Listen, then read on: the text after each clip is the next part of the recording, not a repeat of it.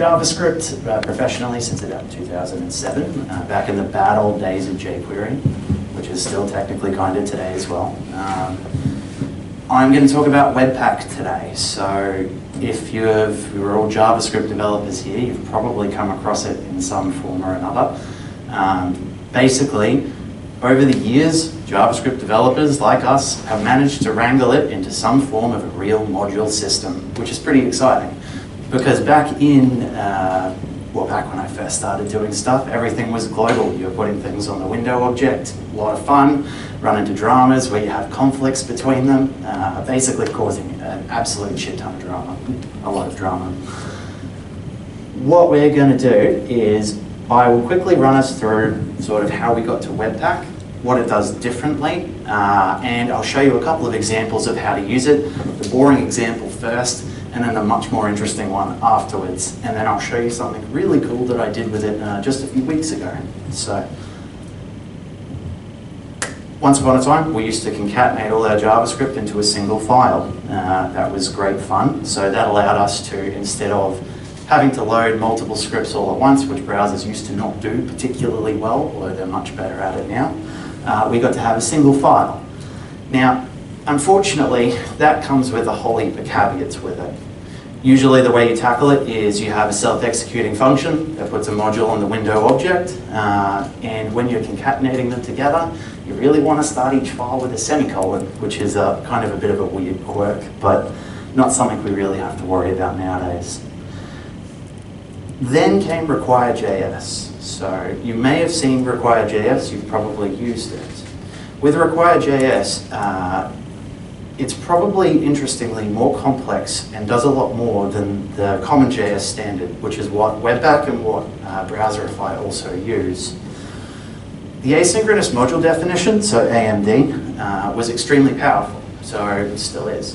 What it lets you do is define each module in terms of its dependencies. So it allows you to lay them out exactly, so you have module A that requires module B and C for it to load. Because of that, it means it can load them in the correct order, and it allows a whole heap of optimizations that you could not do otherwise. One of my favorite being the r.js optimizer. Then came CommonJS, although they sort of happened at about the same time. I'm simplifying the history a bit here because, well, they all sort of fed into one another. Started by Mozilla, 2009, originally called Server.js, which makes a lot of sense when you realize what it does. CommonJS is far simpler. So, every file, let's say you have example.js, is a module by default. It has an implicit context, which is typically called module.exports, although the module itself also has a lot of other fancy stuff around it. There's no need for defining dependencies, whereas in AMD you typically wanted to, although you don't have to because they also adopted CommonJS as well, just to be really confusing. With the right system, so Browserify or Webpack, you can ahead of time compile all of your dependencies all into a single file. The thing with CommonJS and the big difference between it and AMD, which is what Requirejs uses, is that CommonJS is synchronous. That's because it was for a server context, right? Node, that's where the module system, that's probably the biggest implementation of it.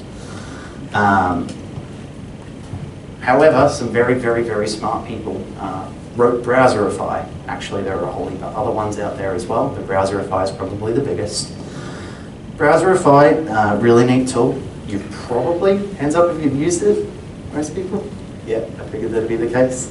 It's the first sort of real module system I used. I skipped Requirejs. Wasn't doing heavy JavaScript stuff up until I sort of moved into the Node area, then wanted to bring that into the browser.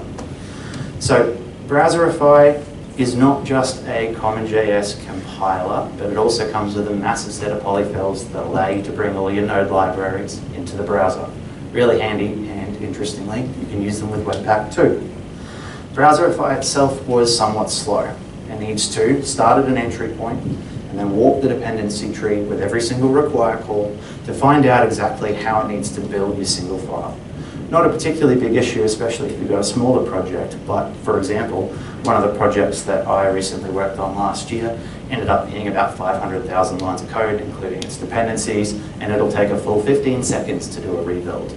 That kind of sucks, especially when you're trying to do stuff fast. That's where Watchify came in, which allowed you to do incremental rebuilds. So it'll watch for what's changed and only compile what it needs to. Watchify did a pretty good job, all things considered. It's what we're still using on that project. But Webpack does a similar thing, but in a very different way. So with Browserify, if you want to compile less, compile Sass, optimize your images, deal with any sort of assets or anything else, you typically combined it with some form of task runner, gulp, grunt, those sorts of things. And the various tools, like, for example, the less CLI from NPM, and various other tools like that together. Now, that's not so bad, except if you're like us, your package.json scripts thing ends up being so gigantic that it's impossible for anyone to read through. Because you have to combine so many tasks, it can get quite confusing rather quickly. Excuse me.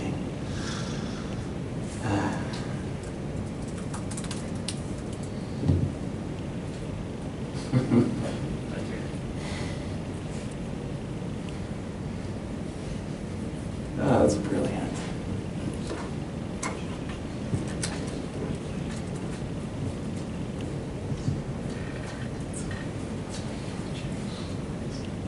There we go. All right, I'll try and not let it go to sleep this time. So, you bring in a task runner, you bring in all the other tools, you put them all together yourself, one by one. Not a particularly big issue per se, however, it'd be nice if we had a system that can do everything in a nice, simple way. That's where Webpack comes into it. So, Webpack is very similar to Browserify, except it comes with the Webpack dev server, which is similar to Watchify. It's a little CLI app, just like Webpack itself, except it does the incremental recompilation for you.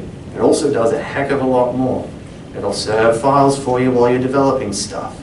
Most importantly, my absolute favorite feature of it is that based on the incremental recompilations, it'll inject the changed code, and only the changed code, into your running page. Now, you can actually achieve that with Browserify too. Where the dev server is probably better though, is when you take Webpack and start doing better stuff with it, like compiling less, compiling Sass. It can also inject those into your running page. Without your website, without your page, even if you're proxying to a PHP app or a Java app, doesn't matter, it will still work, which is very, very cool. So it's CommonJS based as well, except it has its own sort of twist on it. One of the big things that Webpack does, which a little bit complex, the docs are very, very good, but it can actually split your bundle into multiple entry points. So you can have your dependencies, for example, they don't change particularly often, or at least you hope they don't. But your app code will change. Instead of having to waste a whole heap of CPU time compiling your dependencies every single time you change some of your app code, instead you can set a split point, and Webpack can do this itself. It's very, very smart.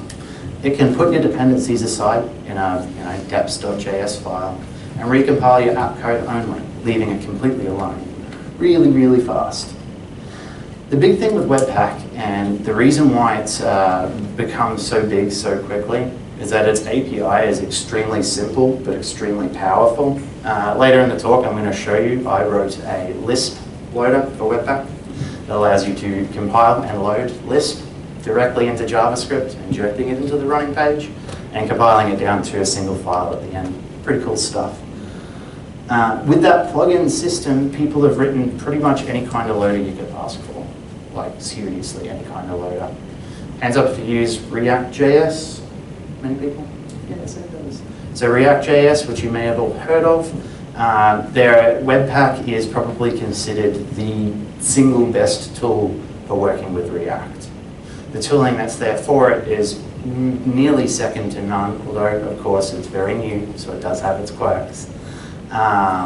One of the key things being the React hot module loader, which allows you to inject brand new code without touching your data. So you can have state that's in your website, things that have come from, I don't know, you've typed something into a form as a really boring, simple example. Or even anything far more important than that. If you have a Flux setup, which is often used with React for dealing with single data flow, you can keep your entire Flux state on your page, but change the actual components themselves, recompiled, injected into the page, and you don't lose anything. Really, really cool technology, very cool stuff. There's also now been ported to Browserify, but the Webpack module loader stuff, it was done in Webpack originally solely because its plugin system is second to none. It is the easiest thing in the world to integrate with. And that's enough really boring history stuff. So I'm going to quickly show you through some examples of how to use Webpack. I've got two examples. Here's a really boring one first. Is it working? No? It's cutting off one edge of the screen a bit, that's all. Ah, that's okay. There's nothing on that screen anyway. Most of the things you'll come across if you're looking at Webpack, you'll see them use it with Babel. Babel is an ECMAScript 6 or 2015, as it's called now, transpiler. So it takes new or future JavaScript syntax and compiles it down to today's syntax. So you can run it in nearly any browser, you know, give or take a couple of polyfills. So this is some ECMAScript 6, which is the most boring contrived example, solely so I can show you that we're going to import Lodash. Right? Lodash is a library I've pulled from NPM and installed into Node modules. Pretty cool. So, under our dev dependencies in the package.json, you only need a couple of things to get Webpack up and running, especially for the simple case. You're going to need Webpack itself, the Webpack dev server, although it's not necessary. I highly recommend it if you're going to be working with Webpack. It seriously makes the difference between, you know, something taking 30 seconds to something taking half a second. I highly recommend using it.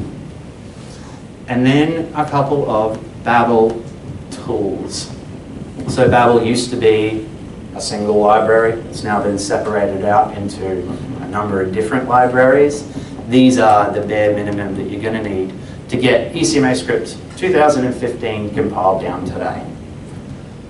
With Webpack, the most important thing that you'll see is the webpack.config.js file. It typically lives in the root of your project next to your package.json, although you can configure that when you use the Webpack CLI. It is a stock standard Node module.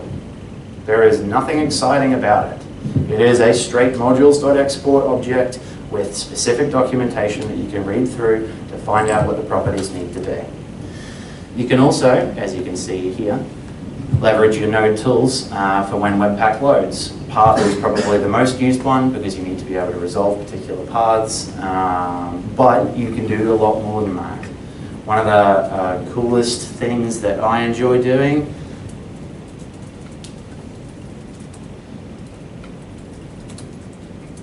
is pulling things from your process.env, because that allows you to, in a single file, either load different configs depending on what your node env is set to, or set up entirely different environment variables. For example, on Viewfinder, big project I was working on last year and some of this year, we have about 30 environment variables defined, effectively working as feature flags, but they also change how you compile the project. You can literally end up using a single config and environment variables change exactly how you're doing it. You can go from development with absolutely everything there, no optimization, no nothing, as many source maps as you can shake a stick at, to production where it's as compiled down as you can get. It's as optimized as you can get, and it's as fast as you can get. Trading those things off is far, far easier in Webpack compared to things like Browserify, solely because with Browserify, you either have to work with its API yourself by hand, which is not a particularly big issue. You can do it, and I highly recommend doing it if you're using Browserify. Write your own script, just like this one. Work with its API. It will save you a whole heap of hassle. Or you can pipe together a whole heap of CLI calls, which is how Viewfinder is still currently built. Because of the way Webpack works, it makes it quite a bit easier to handle this sort of stuff. So there are three sort of important things, although there are a ton more properties that you can find for Webpack. It is rather well documented for this sort of stuff. Entry, as you can probably guess, is our entry point. So this first file that kicks off our tree walking, dependency walking system. So in our case, it's index.js. It's our file over here. So this has an import in it, which is equivalent to a require call. So, you know, var whatever equals require. That is conceptually similar to an import. I'll go into more of that a bit later, because that is actually relevant to Webpack and what comes afterwards. Output. So,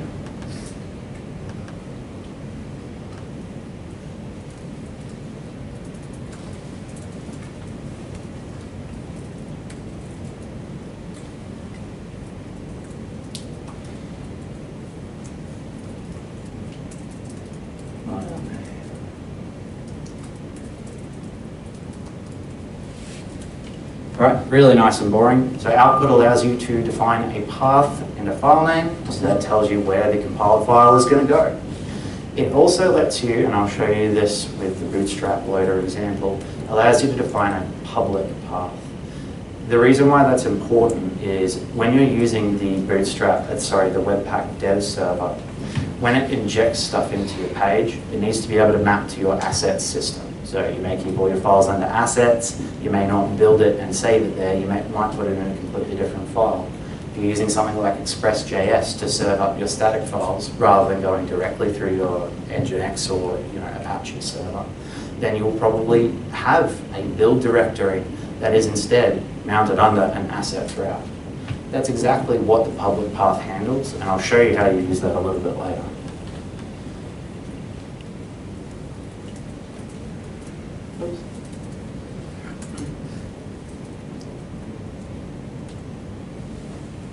Now, modules probably the exciting bit. So, modules has a property called loaders. Loaders are an array of objects that all have a test property. That test is a regular expression. What that's testing for is typically used, although it doesn't have to be. It's on the file path itself, the file name. So you test, for example, .js or JSX, or things like Sass, less, etc. You can test for pretty much anything, which is why that's what the power of Webpack is. It's not specific to JavaScript, despite being a JavaScript module builder. So let's add one.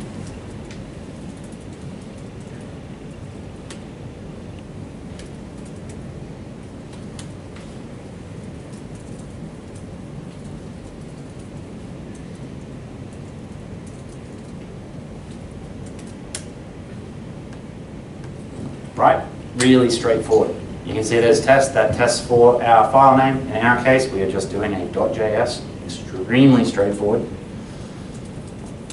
And we're telling it which loader to use. Now, I'll jump back into the package.json quickly. Babel loader. Oops, wrong way.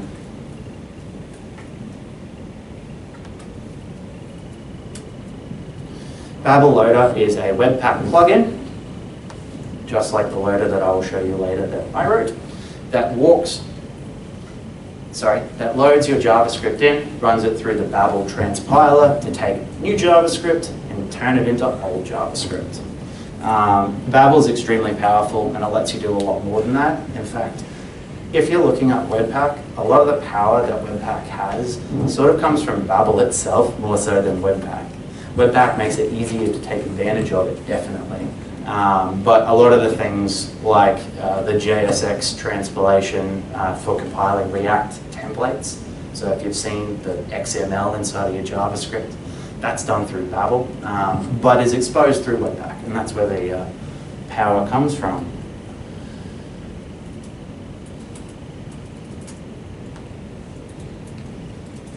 And I wasn't kidding when I said this is a really simple, boring example. That is literally all there is to it in this case. We've got our index.js. Oops, wrong one. We've got our index.js, which defines some really boring JavaScript. We have our webpack.config that describes, all right, look at the index.js file and compile it down. In this case, we're compiling it to bundle.js in the same folder.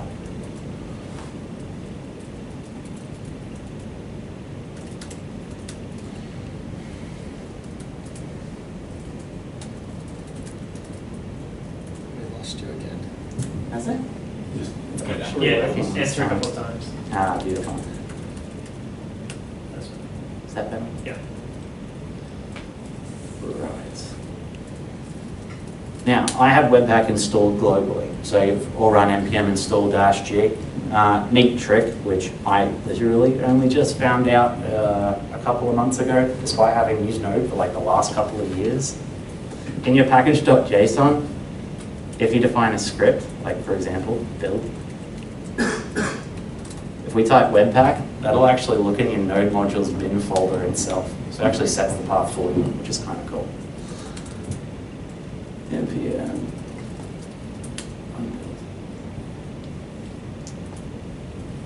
Oops.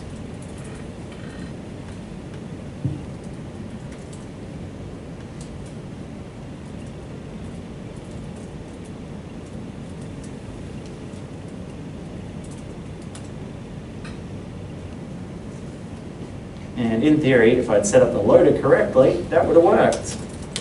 All right, I'll show you a better one.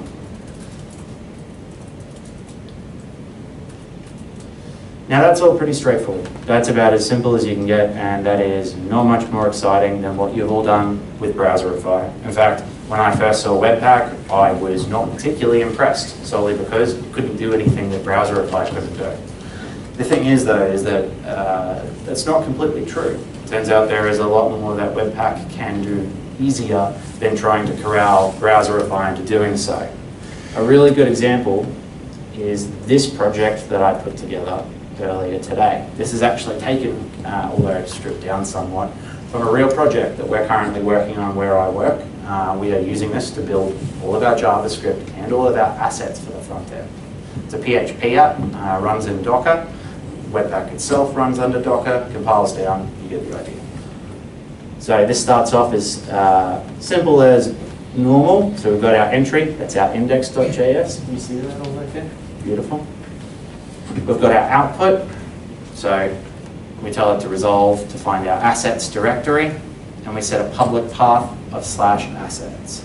The reason why that's extremely important is, in our case, everything actually lives under a directory that is not shown under the browser context. So it's like having a public directory, but having all of your code up one directory. You do a lot of PHP, that's how most things are set up. This allows us to override that for the Webpack dev server. We've got a whole heap of loaders defined in here. So like I said, although the previous example didn't show it, it's an array of objects. Our first one is the JavaScript, so that's the Babel loader with ECMAScript 2016. And then here are two much cooler ones. So we use both Lisp and Sass where I work. In this project, we're using SCSS and Bootstrap SCSS, Bootstrap 3. And you can see that this has a number of loaders configured. With every test that you do and every loader that you define, you don't actually have to just have one loader. In fact, you can have one test load as many loaders as you feel like. And there are a number of different ways of doing this. Personally, I stick to doing it in our test sort of block, if you will, our test objects, solely because I find that the other way of doing it, which I can show you in a moment, can make it a bit hard to find where things come from. Effectively, the other way is that when you require something, you can load anything you want in a require. So I don't know, well, what's an example?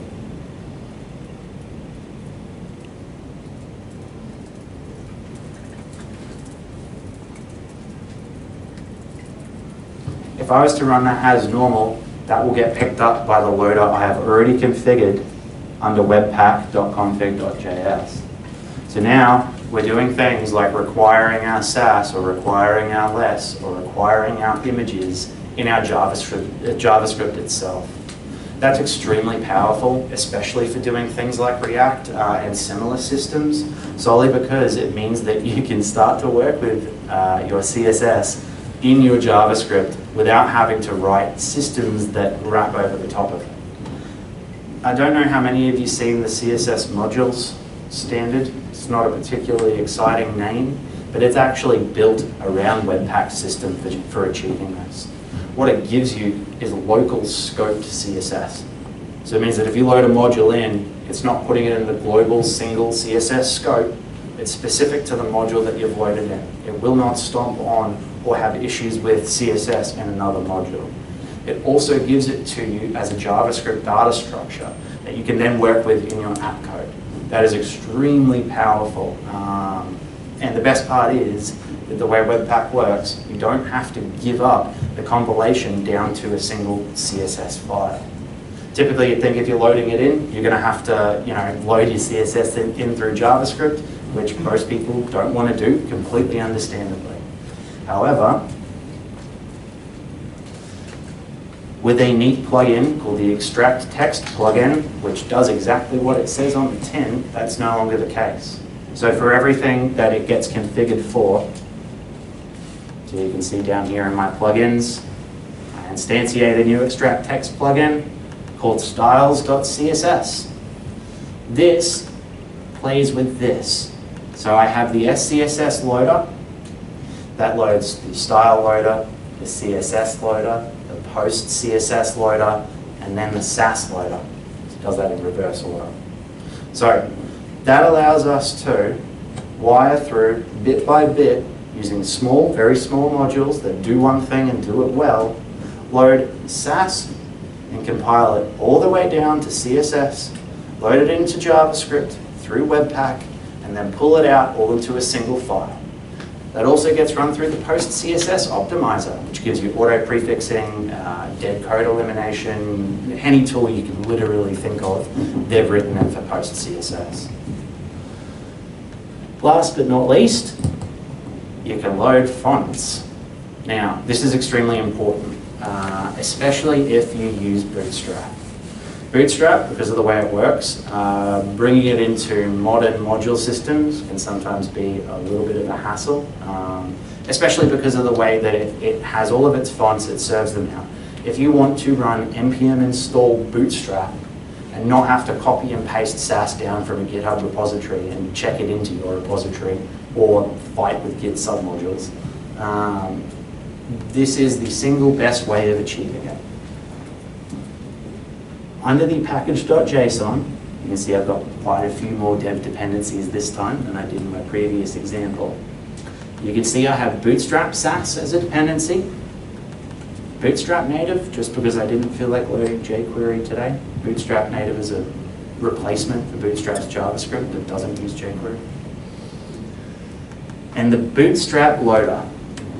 Bootstrap loader is really, really cool.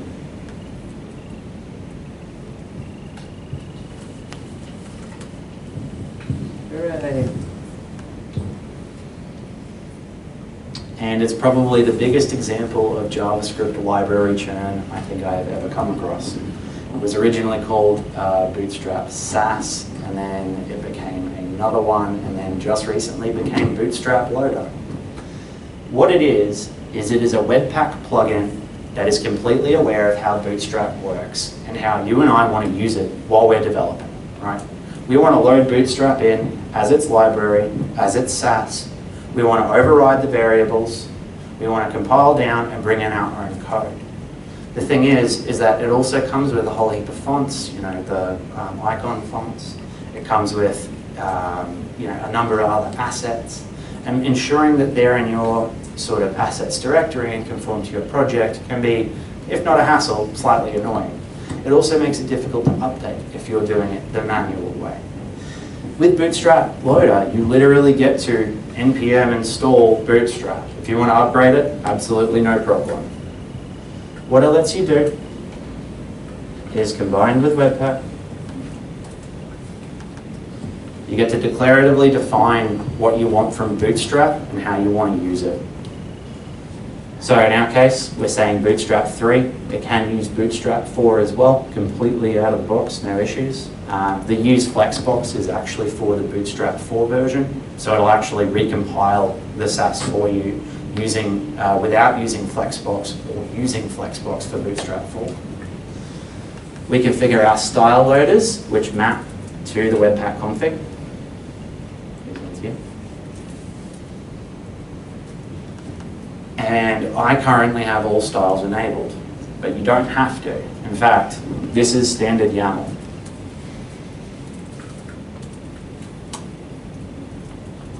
Or whichever modules you want. Now, using the extract styles true config option, coupled with our Webpack config, in which we have the extract text plugin set up, this will allow us to compile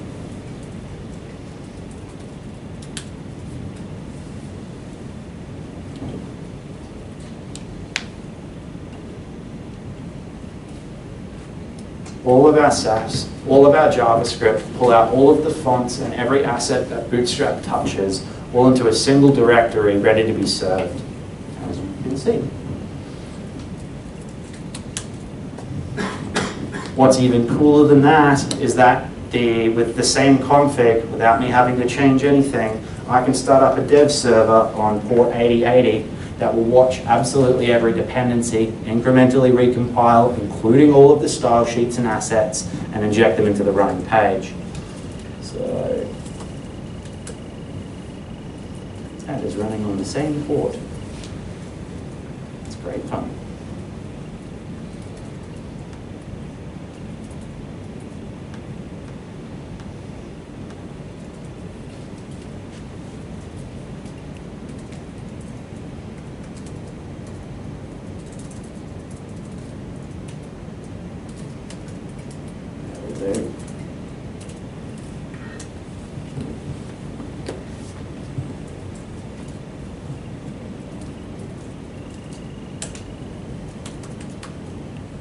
Alright, not particularly exciting, but that's okay.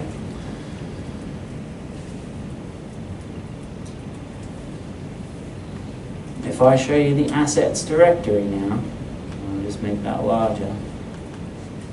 We can see all of the stuff it's brought in. So we have our bundle.js as configured under here. So that's our entry point, compiling our JavaScript, pretty standard. Our entry point, again, pretty standard. The only interesting bit is I'm using the ECMAScript 6 import statements. In this case, I'm not actually importing any particular symbols. We're importing the entire library, but that's much of a muchness. And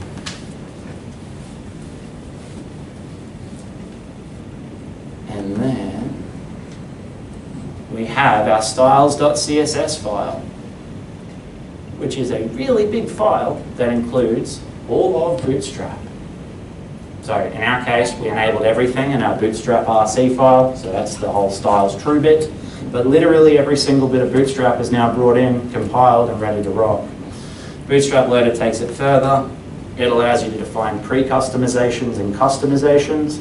Pre-customizations run before Bootstrap is loaded. Bootstrap Sass, every variable is defined with default, which allows you to override it. Basically says define this if it hasn't been already. Customizations run afterwards. This allows you to define all of the variables you can use throughout all of it, and then under your Sass file, you can effectively use any of those variables without having to worry about bringing in any of those files yourself. You don't have to copy and paste any of them. You don't have to symlink anything. You npm install, you set up Bootstrap Loader, and you're good to go. That's seriously the power of Webpack. Using this sort of stuff, you can build literally anything. I'll show you something kind of interesting.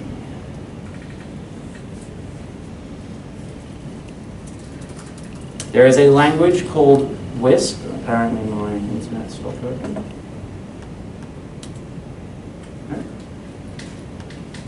There is a language called Wisp, which is a Lisp dialect that compiles to JavaScript. It's quite neat. It's an NPM package, as normal. It's reasonably well documented. It works very well with JavaScript. To learn Webpack and to understand sort of how it worked, I wanted to see how easy it'd be to write a loader for this language into Webpack. It took 21 lines of code, literally nothing. Webpack is, and I've written plugins for Browserify. I then ported this to Browserify. Still reasonably easy, but requires a little bit more work to get the same behavior. So a Webpack plugin is effectively a standard node module. So it has its own entry point in modules.exports. It takes the source, so as the result of the test, if it loads a file or if it finds a require call in that file, it will pass the source on to your function. And then with a single line, you have made it so that it will cache and incrementally recompile your code.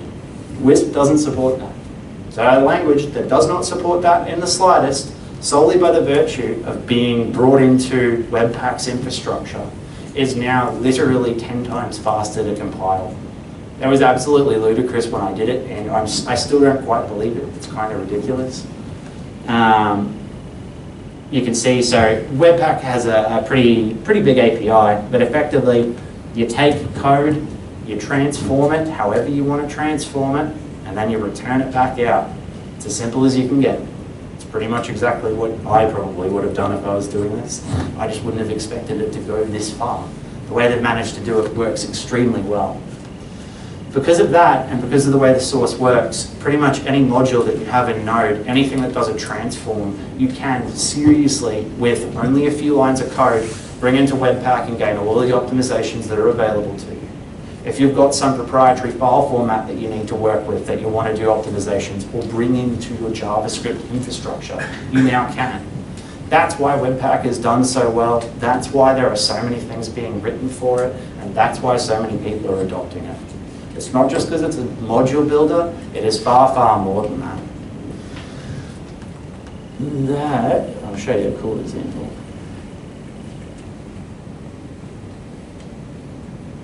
Right. That is how you load Lisp in JavaScript.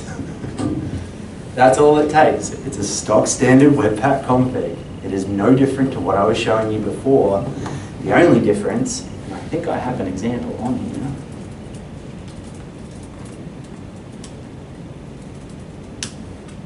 is that we're looking at Lisp, a homo-iconic language, completely functional, although Lisp changes that slightly. Brought into and compiled down to extremely efficient JavaScript. Really, really cool language, by the way. You should check it out if you like playing with Lisps. I know I do. It's a lot of fun.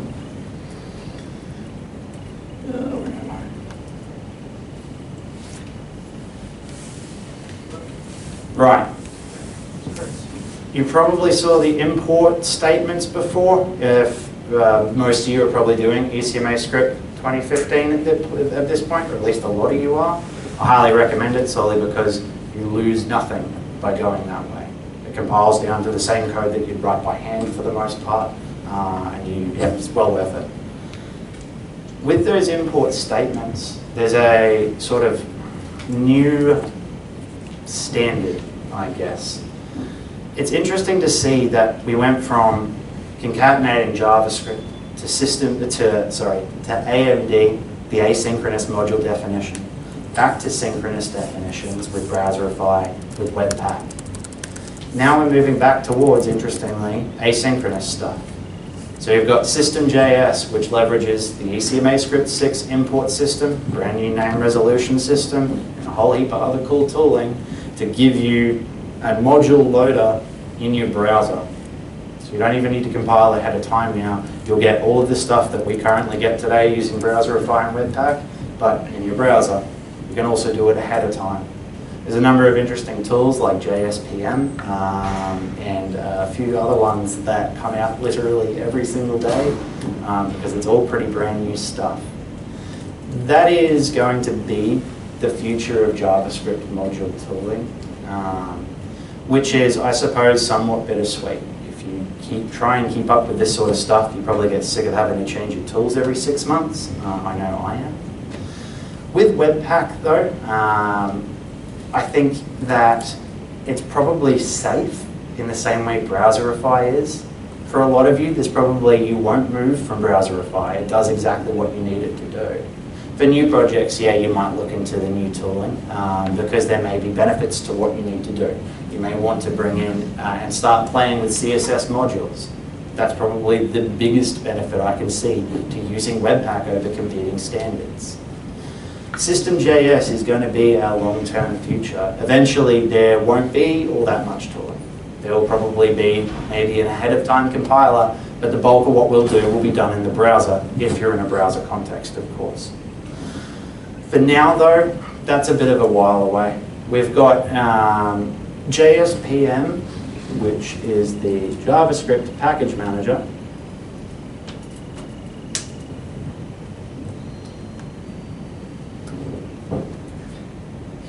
My browser constantly does that, and I don't know why.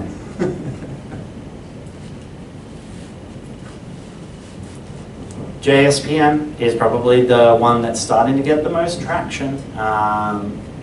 However, while I believe that System.js is the future, I'd recommend probably keeping an eye on it, but not touching it for production projects anytime soon.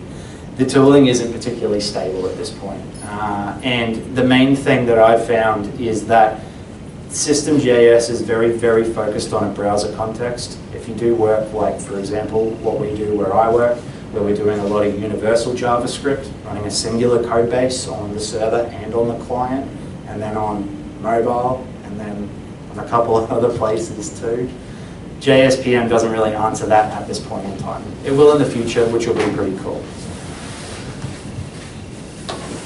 And that's about it. So they're the examples. I highly recommend checking out Webpack's documentation. It's extremely extensive. Thank you.